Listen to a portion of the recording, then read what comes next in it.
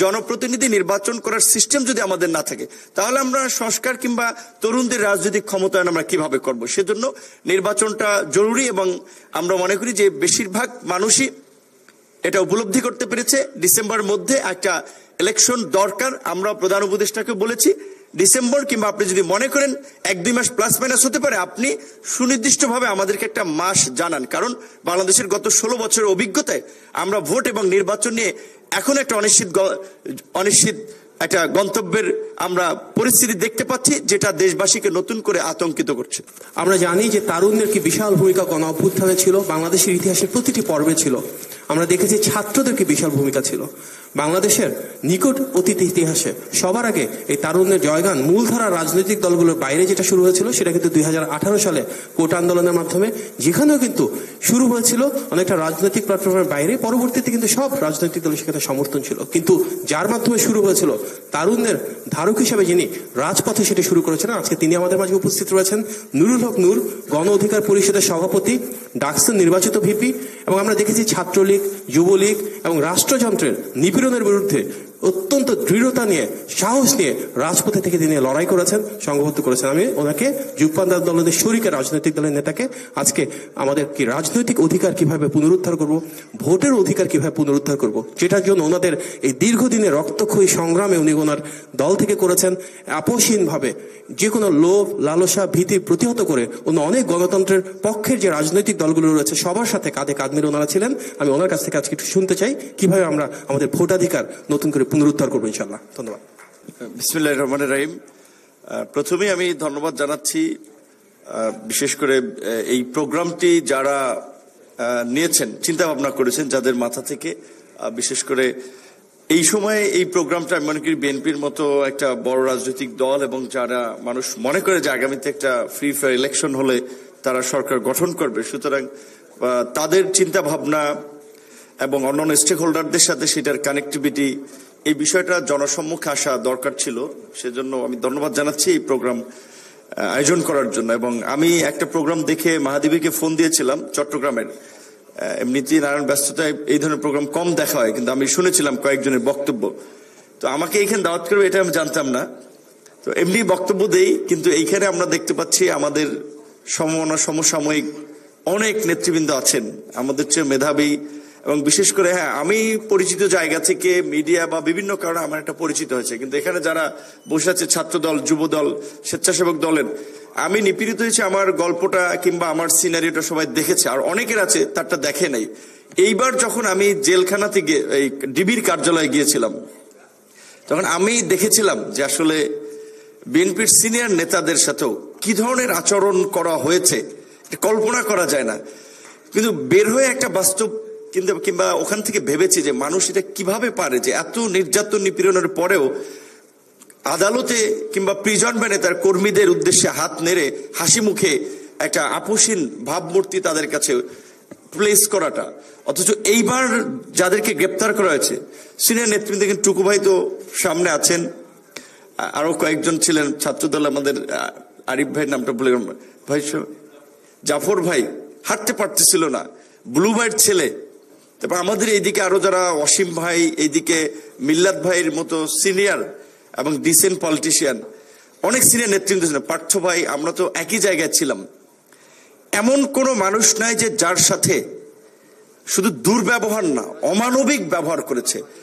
এবং তার মধ্যে থেকে একটা কথা আসলে মাঝখানে একজনের সাথে বলছিলাম, মানে ওই দুঃখের মধ্যে একটা হাস্যকর ঘটনা, যে একজন মানে সম্ভবত উনি চোখ টোক বাঁধা, তো আমাদের বসাইছিল তো ওইটা ইলেকট্রিক চেয়ার, বসো, চোখ তো বাঁধা, হাত বাঁধা, আমরা তো জানি না, বসে ওইটাও ইলেকট্রিক চেয়ার, তো চেয়ার তো আর বসতে না, কাপা আবার পড়ে গেছি।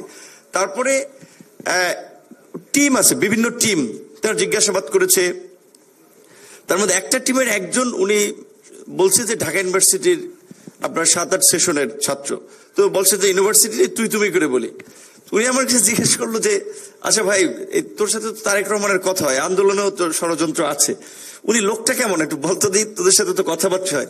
তো এইটা শুনে আমার মানে ভিতর থেকে একটা হাসি পাইছে যে এমনিতে আমরা কি ধরনের একটা নিপীড়নের মধ্যে, মারের মধ্যে আছি, তার মধ্যে উনি জিজ্ঞাসা করতেছে। তো আমি ভাবলাম এই লোকটা কি বিএনপি করেন নাকি। তো যাই হোক, এই কথা বলার মধ্যে দিয়ে আজকের বিষয়ে কিছু কথা বলে শেষ করতে চাই, যেটি হচ্ছে যে আজকের যে আলোচনা, তারুণ্যের ভবিষ্যৎ ভাবনা, ভবিষ্যৎ বাংলাদেশ, এবং বিশেষ করে আজকের স্পেসিফিক বিষয় ছিল রাজনৈতিক অর্থনৈতিক মুক্তি নিয়ে আলোচনা সভা। আমরা যারা এই জুলাইয়ের গণ অভ্যুত্থানের সবাই দেখেছি এখানে যারা আছে, এই জুলাইটা কেন হলো এবং এই জুলাইয়ের অংশীদার কারা, এই জুলাইটা কিভাবে হলো, এই যে আমরা সবাই দেখেছি। একেবারে রাজনৈতিক কর্মী থেকে শুরু করে অরাজনৈতিক মানুষ, তাদের মধ্যে ধরেন বেকার তরুণ কিংবা প্রবাস ফেরত তরুণ কিংবা একেবারেই সাধারণ খেটে খাওয়া শুধুমাত্র তরুণরা, তরুণদের পাশাপাশি বিভিন্ন শ্রেণী পেশার বয়সের মানুষ। আপনারা যদি দেখেন এই যে মৃত্যুর সংখ্যাগুলো, সেখানে যাত্রাবাড়িতে বিভিন্ন জায়গায়, এবং আমি জেলখানায় কারাগারেও দেখেছি, অনেক বলছে বাসের হকারি করেছেন, ডিম বেচতেন, শশা বেচতেন, তারাও কিন্তু অনেকে শহীদ হয়েছেন এবং জেলও খেটেছেন। তো তার এই সব শ্রেণী পেশার মানুষ এইভাবে আসলে কিভাবে এইরকম একটা গণ অভ্যুত্থানে অংশীদার হলো? বিকজ দীর্ঘ 16 বছরের যে ধারাবাহিক অত্যাচার নির্যাতন, সেটা শুধুমাত্র রাজনৈতিক গণ্ডির মধ্যেই সীমাবদ্ধ ছিল না। যারাই ভিন্নমত পোষণ করেছে তারাই বিভিন্নভাবে ভিকটিম হয়েছে, এবং তারা দেখেছে তাদের চোখের সামনে ভবিষ্যৎ কিভাবে ডাকাতি করা হচ্ছে, ভবিষ্যৎ প্রজন্মের যে একটা অনিশ্চিত বাংলাদেশ তৈরি হচ্ছে, সেটা তারা দেখেছে, সেটা তাদেরকে ভাবিয়েছে, যার ফলেই কিন্তু সবাই এই লড়াই সংগ্রামে ঝাঁপিয়ে পড়েছে। লড়াই আমরা বিজয় অর্জন করেছি, লড়াই আমরা সফলতা অর্জন করেছি। লড়াই পরবর্তী যে ইন্টারিম গভর্নমেন্ট গঠিত হয়েছে, আমরা সবাই শুরুর দিকে বলছিলাম আমাদের সকলের সমর্থিত সরকার। এখন কিন্তু যেটা তুষার ভাই বলছিলেন, তার মানে সুন্দর হাস্য রসাত্মক উপস্থাপনার মাধ্যমে সিরিয়াস বিষয়, যে অর্ধেকের বেশি মানে একটা শ্রেণীর মানুষ, তারা তো মনে করছে যে একটা ইলেকশনের মধ্য দিয়েই বাংলাদেশের ফাইনাল আমরা সংস্কার বলি কিংবা গন্তব্যে যেতে হবে। আর একটা অংশ জানে, কিন্তু তারপরেও তারা এটা না বোঝার ভান করছে। তো যারা জানে তারা জানিয়ে দিলে হয়। সেই নির্বাচন সহ সামগ্রিক পরিস্থিতি নিয়েও কিন্তু অনেকগুলো সংকট তৈরি হয়েছে। তো সেই জায়গা থেকে এখানে যে কয়েকজন প্রশ্ন করেছে, যে সেই একই কথাগুলো, যে 16 বছরে যারা চাকরি থেকে বঞ্চিত হয়েছে, যাদের মেধা থাকা সত্ত্বেও বিশ্ববিদ্যালয়ের শিক্ষক হতে পারে নাই, বিসিএস দিয়েও তারা জয়েন করতে পারে নাই, এখনো কেউ কেউ পারছে না, ভবিষ্যতে কি হবে? এবং যেই ভোট এবং গণতন্ত্র না থাকার ফলে এই ধরনের একটা ফ্যাসিস্ট তৈরি হলো, ফ্যাসিবাদ তৈরি হলো, শেখ হাসিনার বিকল্পকে এই সমস্ত ন্যারেটিভ মিডিয়ার মাধ্যমে বিভিন্নভাবে বলা হয়েছে। তো এখনো মানে ওইরকম একটা ন্যারেটিভ তৈরি করার চেষ্টা করা হচ্ছে যে আমাদের প্রধান উপদেষ্টা নিঃসন্দেহে আন্তর্জাতিকভাবে সমাদৃত সম্মানিত একজন ব্যক্তি, আমরা তো নিশ্চয়ই তার জন্য গর্ববোধ করি। কিন্তু এইরকম কিন্তু একটা ন্যারেটিভ বাইরে সারা হচ্ছে বা তৈরি করা হচ্ছে যে তিনি যেভাবে এই মুহূর্তে দেশকে সামাল দিয়েছেন, এটা কারো পক্ষে সম্ভব না বা সম্ভব হতো না। বাংলাদেশের 53 বছরে আমাদের কোনো নোবেল লরিয়েট কিংবা প্রফেসর ইউনূসের মতো ব্যক্তি আসে নাই, রাষ্ট্র ক্ষমতায় ছিল না, কেয়ারটেকারের দায়িত্ব নেয় নেই। তো ওই সময় কি বাংলাদেশ চলেছে না? বাংলাদেশ কি একেবারে জাহান্নামে চলে গিয়েছিল? বা বাংলাদেশ একেবারেই একটা সংকটের মধ্যে থেকে আর উত্তীর্ণ হতে পারে নাই? পেরেছে। ভালো মানুষের লিডারশিপ আমরাও চাই, কিন্তু এই ন্যারেটিভগুলোর আসলে আমাদের জন্য আবার নতুন একটা শঙ্কা তৈরি করে, যে আবার একটা ন্যারেটিভ তৈরি করা হচ্ছে কিনা, যে বিকল্পকে ইলেকশন দিয়েই বা কি হবে। এবং রাজনীতিবিদদেরকে যেভাবে আমরা দেখতে পাচ্ছি, চরিত্র হনন থেকে শুরু করে তাদের ক্যারেক্টার অ্যাসাসিনেশন করা হচ্ছে। এখানে বেশিরভাগই তো ছাত্র দল, যুব দল, স্বেচ্ছাসেবক দল, তাদের ভাইয়েরা। আপনারা সাইবারের, বিশেষ করে অনলাইনের স্পেসটা লক্ষ্য করছেন কিনা? এখন মেইন স্ট্রিম মিডিয়ার চেয়ে day by day social media কিন্তু শক্তিশালী প্ল্যাটফর্ম হয়ে উঠছে। আমরা অনেককে প্রমোট করি, আমরা অনেক একটা প্রচার করি, আবার দেখা যায় কয়েকদিন পরে কোনো কারণে তারা নিজেদেরকে একটা রাজনৈতিক কাল্ট হিসেবে কিংবা একটা জায়গায় নিয়ে গিয়ে আবার তাদের ইন্টারেস্টের জন্য আমাদের এগেনস্টে দাঁড়াচ্ছে। এখন বিএনপির মহাসচিবের মতো মানুষকে নিয়ে ভিডিও বানাচ্ছে, মন্তব্য করাচ্ছে সে ভারতের দালাল। সালাউদ্দিন সাহেবের মতো মানুষকে বলা হচ্ছে, শামা ওবায়দ কিংবা রুমিন ফারহানাদের মতো উচ্চ শিক্ষিত ভাইব্রেন্ট উইমেন লিডারশিপ, তাদেরকে নিয়ে কথা বলা হচ্ছে। এইটার ডিফেন্সে আপনাদের, প্রথমত আপনাদের দলীয় পজিশন থেকে আপনারা আসলে এগুলো কতটুকু ডিফেন্স করেন, আমি খুব বেশি সংখ্যক লোকের কমেন্টস বা আমি প্রত্যুত্তর দেখি না। তো এই বিষয়ে আপনাদের একটা পলিসি থাকা দরকার। এবং সোশ্যাল মিডিয়া সহ অনলাইনে এখন কিন্তু বাকযুদ্ধটা বলেন, তর্ক যুদ্ধটা বলেন, অনেকখানি অনলাইনে চলে গেছে। এইখানে আপনাদের একটা বড় দল হিসেবে, বড় প্ল্যাটফর্ম হিসেবে আপনাদের প্ল্যান আছে হয়তো, তারপর আপনাদের এইখানে একটু মনোযোগ দিতে হবে। অনেকে ভিলেন বানানো হচ্ছে, দেখবেন বিভিন্ন ফেক পেজ। যেমন একটা বিষয় আপনারা জানেন কিনা, জুলাই কেন্দ্রিক যে বিভিন্ন প্ল্যাটফর্মগুলো, বেশিরভাগ কিন্তু শিবিরের ছেলেদের প্ল্যাটফর্ম যদি দেখেন বিভিন্ন সংগঠনগুলো। তো এখন জুলাইয়ের তো যদি আমরা বলি যে সবচেয়ে বড় stakeholder BNP, Chhatradal, Jubodal, BNP, because তাদের 16 বছরের এই সংগ্রামটা কিন্তু এই পাটাতনটা তৈরি করেছে। আমি যখন বিভিন্ন সংকটে পড়েছি আমি ছাত্রদলের নেতাদের সাথে যোগাযোগ করেছি, আমি বিএনপির সিনিয়রদের সাথে যোগাযোগ করেছি যে আমাদেরকে এইখানে একটু ফাইন্যান্সিয়ালি হেল্প করেন, এইখানে ছাত্রদলের কিছু লোককে আমাদের সাথে থাকতে বলেন। এমনকি এই ডাকসু নির্বাচনের পরেও যখন আমরা বিভিন্নভাবে আন্দোলন সংগ্রাম থেকে শুরু করে এবং শেষ দিকে জুলাইয়ের, আপনারা অনেকে এই ঘটনা আমরা বলি নাই, কখনো বলতে চাই না, নাসির ভাই ছাত্রদলের আছে, তারা জানুক যেদিন শেখ হাসিনা রাজাকার মন্তব্য করে সমস্ত শিক্ষার্থীদেরকে এক প্রকারে ক্ষুব্ধ করেছিল, সেদিন রাতে আমরা তাদেরকে বলেছিলাম যে এই ছাত্ররা যেই স্লোগান দিয়েছে ছাত্র লীগ এখানে হামলা করতে পারে, ছাত্র দলকে এখানে ব্যান গার্ডের মতো দাঁড়াতে হবে, প্রয়োজনে ছাত্রলীগও মরণ কামড় দিবে, যুব দলও যেন আপনার প্রয়োজনে নীলক্ষেত কিংবা শাহবাগে অবস্থান নেয়। সালাউদ্দিন ভাইয়ের সাথে আলাপ করেছি, উনি বলছে চেয়ারম্যান সাহেব এভরিথিং নোজ, এবং পরবর্তী থেকে বিভিন্ন কর্মসূচিগুলো সালাউদ্দিন ভাই বাইরে থেকেও একটা ভালো কোঅর্ডিনেশন করেছে। এইখানে স্বপন ভাই থেকে শুরু করে ছাত্র দলের, যুব দলের নেতৃবৃন্দ তো ছিলই, এবং ঢাকা দক্ষিণের রবিউল ভাইয়ের তথ্য জানার জন্য আমারে একবার মায়ের বেশি দিয়েছে, মানে এমনিতে তো মনে করেন চোখ মুখ বাঁধা, তো বলছে যে রবিউল জানে এই যে আপনার বিটিভি ভবনে যে আপনার অগ্নিসংযোগ ভাঙচুর হয়েছে, মেট্রো রেল ধ্বংস হয়েছে, এগুলো জামাত শিবির বিএনপির লোকেরা করতেছে, রবিউল জানে, তুমি এদের সাথে নেক্সাস আছে তোমার। আসলে তার সাথে আমার কখনো আগে পরিচয় হয় নাই। তো এইভাবে বিএনপির নেতৃবৃন্দের যে স্যাক্রিফাইস এবং ত্যাগ, এটা তো আমরা অস্বীকার করতে পারি না। এখন বিএনপি বড় দল, ঠিক আছে, তারা ওইভাবে বলছে না, কিন্তু যারা আবার এটাকে একটা ফেব্রিকেটেড করে আওয়ামী লীগের ৭১-এর মুক্তিযুদ্ধের মতো একটা একপাক্ষিক এক কেন্দ্রিক ন্যারেটিভ বা বয়ান হিসেবে উপস্থাপন করতে চাচ্ছে, এর বিপরীত একটা যুক্তিযুক্ত বয়ান বোধহয় আপনাদের এই তরুণদের যদি ভাবনা জানতে হয়, তাহলে এই দলের এই যে বড় একটা সচেতন জনগোষ্ঠী তো এইখানে ছাত্রদল, যুবদল, স্বেচ্ছাসেবক দল বাংলাদেশের এই মুহূর্তে অবশ্যই সবচেয়ে প্রতিনিধিত্বশীল তরুণদের অর্গানাইজেশন তারা। এই তরুণদেরকে বাদ দিয়ে, এই তরুণদের কৃতিত্ব বাদ দিয়ে কিংবা এই তরুণদের স্যাক্রিফাইসকে স্মরণ না করে তো আসলে যদি আমরা জুলাই স্মরণ করতে যাই, আমরা ইতিহাস লিখতে যাই, সেটা হয় না। এই গণ অভ্যুত্থানে সহ গত 16 বছরে এবং বাংলাদেশের সৃষ্টি লগ্ন থেকে কিংবা তার পূর্বে 52 ভাষা আন্দোলন থেকে যারা এই গণতান্ত্রিক লড়াই সংগ্রামে জীবন দিয়েছে, স্যাক্রিফাইস করেছে, প্রত্যেককে আমরা সম্মান এবং শ্রদ্ধার সাথে স্মরণ করি। আজকের এই রাজনৈতিক অনেকখানি বলা চলে অনেকখানি মুক্তি আমরা অর্জন করেছি। আমি ব্যক্তিগতভাবে মনে করি যে আমরা যদি সব রাজনৈতিক দল বলি this election should be within December, election ডিসেম্বরই হবে আমরা যদি চাই। সো আমরা বলছি যে প্রেশারের কিছু নাই, আমরা আলাপ আলোচনার মাধ্যমে স্মরণ করিয়ে দিচ্ছি যে আমরা একটা গণতন্ত্রের জন্য, একটা নির্বাচনের জন্য আমরা লড়াই করেছি, এই ইলেকশন এই সময় হতে হবে। তো এই জন্য বলছি যে এই সরকারের উপরে আপনার রাজনৈতিক মুক্তি এখন আছে আমাদের অনেকখানি। এখন সেটা কোন দিকে আমরা অর্থনৈতিক মুক্তিতে, সামাজিক মুক্তিতে, পরিবর্তনের দিকে এগিয়ে নিয়ে যাবো, সেইখানে আমাদের কিছু যদি আমরা ব্যাকে যাই, যেমন বিএনপির যদি রাজনৈতিক দর্শনের জায়গায় আমরা বিএনপির প্রতিষ্ঠাতার রাজনৈতিক দর্শনের দিকেও যাই, যে উনি খুব অল্প সময়ের মধ্যে দেখেন মুক্তিযুদ্ধের সময় ওনার বয়স কত ছিল, 35 বছর।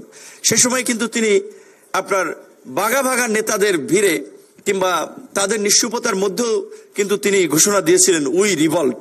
এটা কিন্তু একটা বড় ঝুঁকি, বড় সাহস এবং দৃঢ়তা ছিল, এবং সে সময় তিনি সেই অনিশ্চিত সময়ে হ্যামিলনের বাসিওয়ালার মতো আবির্ভূত হয়েছিলেন। আবার মুক্তিযুদ্ধের পরে তিনি পেছনের সারিতে চলে গেছেন, তিনি ফ্রন্ট সাইডে ছিলেন না। আবার যখন 75-এর সময় জাতির এই সংকট দেখেন, তার লিডারশিপ কিংবা তার সততা, তার ইন্টিগ্রিটির প্রতি, তার বাহিনী থেকে শুরু করে জনসাধারণেরও এত একটা পজিটিভ ধারণা ছিল, যার ফলে কিন্তু 75-এর এই অনিশ্চিত গন্তব্যেও আবার তাকেই কিন্তু সিপাহী জনতা সামনে নিয়ে এসেছিল। এবং তিনি যখন রাষ্ট্র ক্ষমতায় অধিষ্ঠিত হন তখন তার বয়স কত ছিল, 39 বছর। তো সবচেয়ে তরুণদের মানে সফলতা, রাজনীতি, অর্থনীতি, প্রতিরক্ষার একটা জ্বলন্ত উদাহরণ কিন্তু জিয়াউর রহমানের রাজনৈতিক দর্শন এবং পলিসি। বিশেষ করে যেমন দেখেন আপনার তিনি বুঝতে পেরেছিলেন যে বাংলাদেশের মতো এরকম যুদ্ধ বিধ্বস্ত দেশকে বিনির্মাণ করার জন্য আমাদের কৃষিতে বিপ্লব ঘটানো দরকার। তিনি আর্মির লোক হয়ে জুতা কাপড় চোপড় সহ নেমে গেলেন খাল খনন কর্মসূচিতে, যেটা কিন্তু বাংলাদেশের কৃষিতে একটা গুরুত্বপূর্ণ ভূমিকা রেখেছিল, যার ফলেই কিন্তু আজকের এই বিভিন্ন ধরনের সেচ প্রকল্প পরবর্তীতে সেটা বিভিন্ন দেশেই আপনার আমাদের একটা মানসম্মত কৃষির জন্য আমাদের বৃষ্টির উপরে নির্ভরশীলতার বাইরে যে বিকল্প ব্যবস্থা কৃষকরা উপলব্ধি করে সে ব্যবস্থা নিতে পেরেছিল। আমরা আজকে রেমিটেন্সের যে কথা বলি বা আমাদের বৈশ্বিক শ্রম বাজারের কথা বলি, এইটাও কিন্তু ওপেন করার ক্ষেত্রে সবচেয়ে অগ্রণী ভূমিকা পালন করেছিল জিয়াউর রহমান। গার্মেন্টস সেক্টরের কথা বলা হচ্ছে। তারপরে আমরা যদি প্রতিরক্ষার দিকেও যাই, প্রতিরক্ষার ক্ষেত্রে দেখেন যে উনি আপনার বিশ্ববিদ্যালয় কিংবা কলেজের তরুণীরা যেন একটা শৃঙ্খলা, একটা সততা, একটা ইন্টিগ্রিটির মধ্যে দিয়ে যেন বেড়ে উঠতে পারে, তাদের দেশপ্রেমের যেন একটা চেতনা বোধ থাকে, সেজন্য তার সময় কিন্তু BNCC Bangladesh national cadet corps গঠিত হয় এবং এর মধ্যে দিয়ে কিন্তু তরুণদের মধ্যে একটা শৃঙ্খলা বোধ, সততা, ইন্টিগ্রিটি এটা আমরা দেখেছি। এবং কিছুদিন আগে তারেক রহমানও কিন্তু বলেছিলেন যে আমাদের তরুণদেরকে আবার আমরা বিএনসিসির মাধ্যমে আবার আমরা ভাইব্রেন্ট করব। তারপরে বিএনসিসির বাইরে যদি যান, যে আনসার বিডিপির যেটা ছিল এই সেন্ট্রাল বা কেন্দ্রীয় আপনার প্রতিরক্ষা বা কেন্দ্রীয় ভাবে প্রশিক্ষণের পাশাপাশি তরুণদেরকে, যুবকদেরকে গড়ে তোলার পাশাপাশি তিনি কিন্তু আনসার বিডিপির মাধ্যমে কিন্তু আঞ্চলিক পর্যায়ে পর্যন্ত কিন্তু তরুণদেরকে আপনার দেশের স্বাধীনতা, সার্বভৌমত্ব বলেন বা যেটা অনেকে বলছে যে গণপ্রতিরক্ষা, ওই আমি মনে করি যে কনসেপ্টের উপলব্ধির জায়গা থেকেই তিনি হয়তো আনসার বিডিপির ট্রেনিং বা তাদেরকে ওইভাবে প্রস্তুত করেছিলেন। 90-এর দশকে এরশাদ বিরোধী আন্দোলনের মধ্যে দিয়ে সাবেক প্রধানমন্ত্রী বেগম খালেদা জিয়ার যে আবির্ভাব এবং 91-এ তার সরকারের যে বিজয়, সেই সময় কিন্তু আমার জানা মতে বা আমার অ্যাসেসমেন্ট মতে ছাত্রদল, যুবদলের তরুণরাই কিন্তু সেই বিজয়ে সবচেয়ে বড় ভূমিকা রেখেছিল।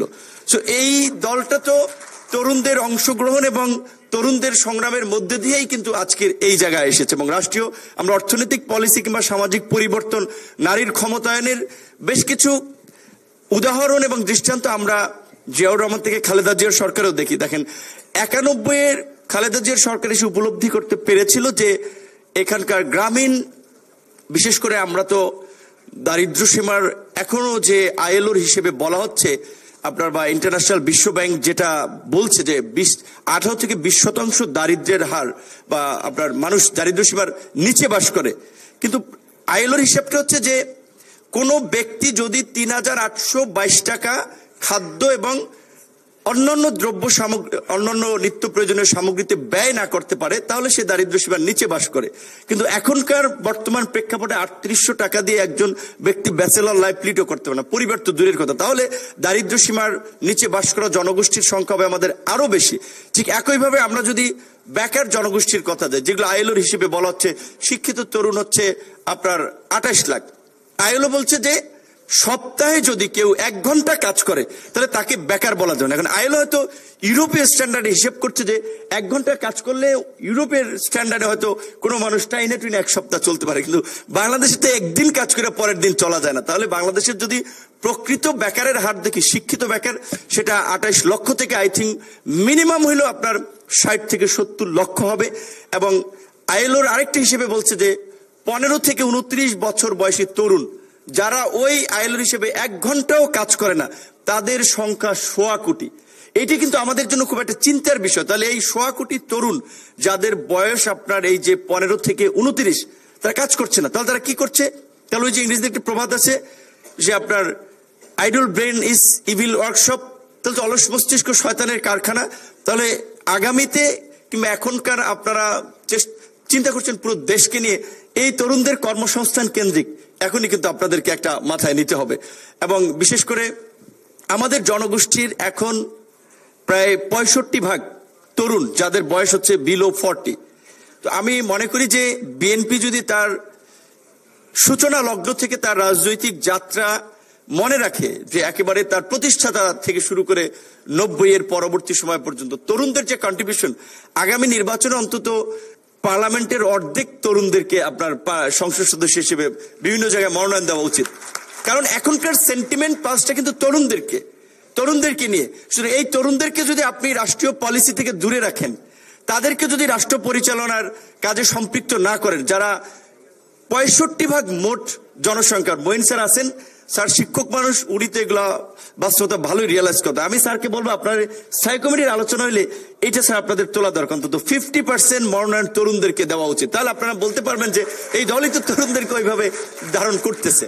এবং আমি যেটা বলতে চাচ্ছিলাম যে নারীদেরকে, পিছিয়ে পড়া নারীদেরকে এগিয়ে নেওয়ার ক্ষেত্রে সেই সময়ে খালেদা জিয়ার যে পলিসিটা ছিল, যে উপবৃত্তির দেওয়ার যে সিস্টেমটা, আমি দেখেছি গ্রামের ক্ষেত্রে নারীরা কিভাবে তার ফলে শিক্ষার ক্ষেত্রে তাদের একটা অগ্রগতি হয়েছে। তো যেহেতু সময় সংক্ষিপ্ত, আবার মাগরিবের আজান পড়ে যাবে, অনেক বক্তাই গুরুত্বপূর্ণ বক্তব্য বলেছেন বা তথ্য উঠে এসেছে। আমি সর্বশেষ একটা কথা বলবো, যেটি হচ্ছে যে রাজনৈতিক ক্ষমতায়ন, অর্থনৈতিক মুক্তি, সামাজিক পরিবর্তন এবং সবচেয়ে আমরা যেই আলাপ আলোচনা করছি যে সংস্কারের কথা, সংস্কার তো 2 মাসে 15 দিন আমরা বসে সব সেট করে ফেলবো এমন একটা বিষয় না। এটা চলমান প্রক্রিয়া, এটা চলতে থাকবে। কিন্তু নির্বাচনটা কিন্তু এই মুহূর্তে জরুরি। একটা গণতান্ত্রিক যাত্রার দিকে যদি আমরা না যেতে পারি, আমাদের গণতান্ত্রিক অধিকার যদি না থাকে, জনপ্রতিনিধি নির্বাচন করার সিস্টেম যদি আমাদের না থাকে, তাহলে আমরা সংস্কার কিংবা তরুণদের রাজনৈতিক ক্ষমতায়ন আমরা কিভাবে করব? সেজন্য নির্বাচনটা জরুরি এবং আমরা মনে করি যে বেশিরভাগ মানুষই এটা উপলব্ধি করতে পেরেছে। ডিসেম্বরের মধ্যে একটা ইলেকশন দরকার। আমরা প্রধান উপদেষ্টাকে বলেছি ডিসেম্বর, কিংবা আপনি যদি মনে করেন 1-2 মাস প্লাস মাইনাস হতে পারে, আপনি সুনির্দিষ্টভাবে আমাদেরকে একটা মাস জানান। কারণ বাংলাদেশের গত 16 বছরের অভিজ্ঞতায় আমরা ভোট এবং নির্বাচন নিয়ে এখন একটা অনিশ্চিত একটা গন্তব্যের আমরা পরিস্থিতি দেখতে পাচ্ছি, যেটা দেশবাসীকে নতুন করে আতঙ্কিত করছে। ধন্যবাদ।